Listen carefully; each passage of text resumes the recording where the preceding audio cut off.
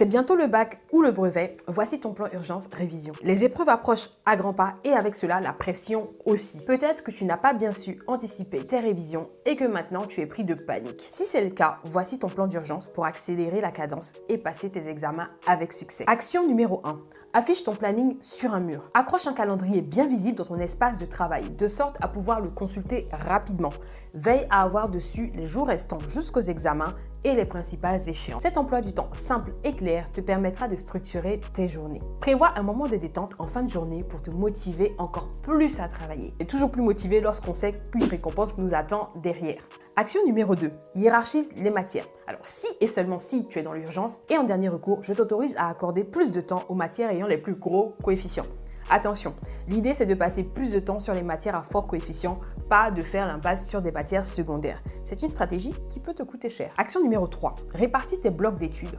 Réfléchis en termes de quantité de temps et de sessions d'études que tu vas consacrer à chaque matière ou à chaque leçon. Sur une leçon particulière comme la Seconde Guerre mondiale, divise tes sessions d'études par tranche de 2 ans ou par bataille spécifique. Chaque matière découpe tout le programme abordé en plusieurs petits blocs à réviser par leçon, par chapitre ou par date spécifique. Cela t'évitera de te sentir submergé. Si tu souhaites alterner les matières, cela pourra donner par exemple pour le jour 1, relire les cours des matières A et B, préparer des fiches de révision pour la matière C. Le jour 2, relire les fiches de révision de la matière C, relire les cours de la matière A et faire des exercices pour la matière B. Action numéro 4. Surfe sur ton rythme naturel. Réserve ton attention ou les moments où tu es le plus efficace aux matières les plus importantes ou celles qui te posent le plus problème. Pour la plupart des gens, la concentration est meilleure le matin et le soir est réservé à la lecture des notes ou aux notions plus légères avant de se coucher pour mieux les retenir.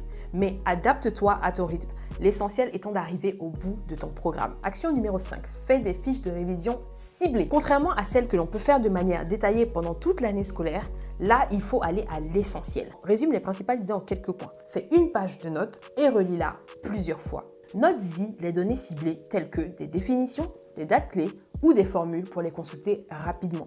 Il va falloir rester synthétique. Et si tu n'y arrives pas du tout à t'y mettre, essaie cette astuce, la règle des 5 minutes. Donne-toi 5 minutes, oui, rien que 5 minutes pour entamer une première mini-tâche. Concentre-toi et mets ton chrono. 2 choses peuvent se passer à la fin de ces 5 minutes. La plupart du temps, tu as commencé et donc tu trouves l'élan pour continuer et c'est ça qu'on veut induire. Tu es déjà en marche, alors il te sera difficile de t'arrêter.